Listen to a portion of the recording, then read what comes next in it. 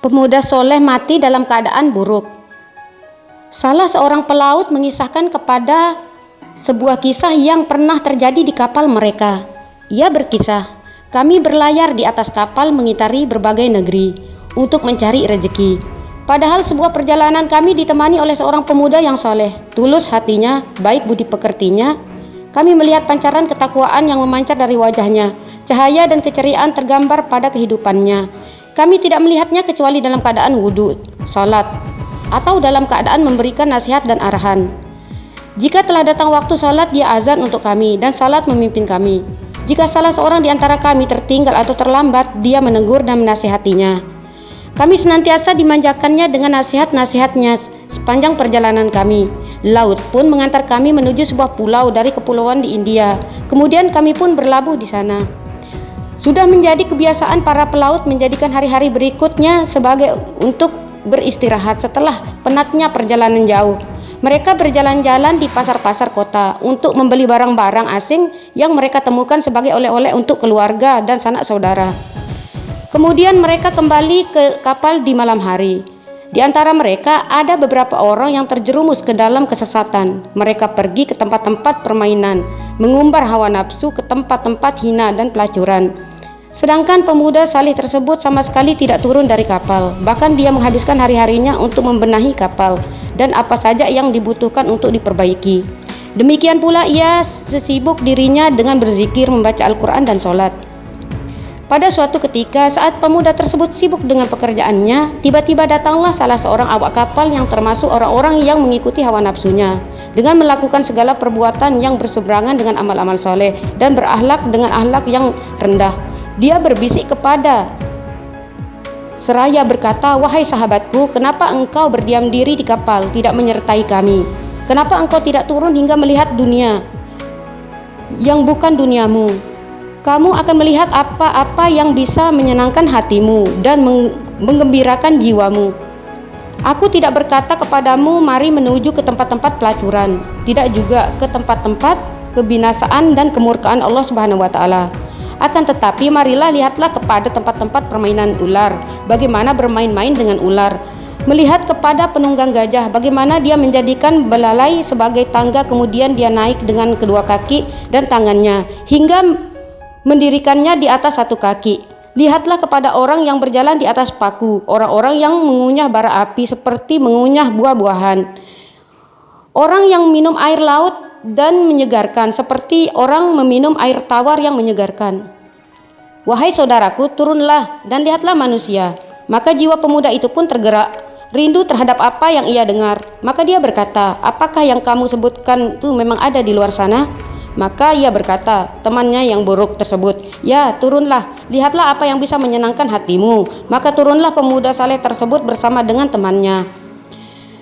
Keduanya berjalan di pasar kota dan berbagai di sudut jalan hingga masuk ke sebuah jalan kecil yang sempit. Keduanya sampai di penghujung jalan di depan sebuah rumah kecil. Temannya masuk ke dalam rumah tersebut dan meminta kepada pemuda tadi untuk menunggunya dan berkata, sebentar lagi aku akan mendatangimu, tetapi kamu jangan mendekat ke rumah itu. Duduklah pemuda tersebut jauh dari pintu. Dia habiskan waktunya membaca dan berzikir.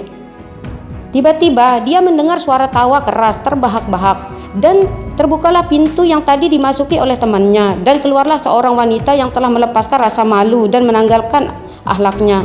Sang pemuda tergerak hatinya, dia pun mendekat ke pintu dan memasang pendengarannya untuk mengetahui apa yang ada di dalam rumah. Tiba-tiba dia mendengar suara yang lain. Kemudian dia melihat dari celah-celah pintu. Pandangan diikuti dengan pandangan yang lain, terus bergantian.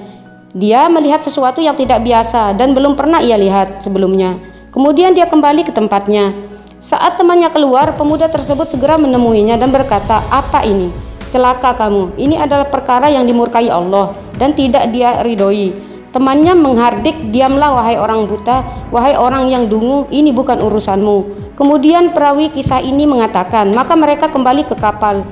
Di akhir-akhir malam, sementara sang pemuda terjaga tidak bisa tidur sepanjang malam, pikirannya sibuk mengurai apa yang telah ia lihat. Panah setan telah menguasai hatinya. Pemandangan tersebut telah menguasai batinnya. Belum lagi matahari terbit fajar belum menyingsing, tetapi pemuda menjadi orang pertama yang turun dari kapal. Dalam benaknya tidak ada maksud lain kecuali hanya melihat-lihat, tidak ada keinginan lain kecuali hanya untuk melihat saja. Maka pergilah dia ke tempat tersebut. Selesai melihat yang ini, ia lanjutkan melihat yang itu, dan begitu seterusnya, melihat dari satu pemandangan ke pemandangan yang lain, hingga akhirnya ia berani membuka pintu dan menghabiskan waktunya di tempat tersebut. Hari berganti hari, sementara dirinya dalam keadaan demikian. Nahkoda kapal mencari-carinya dan bertanya, di mana muazzin, tukang azan kita?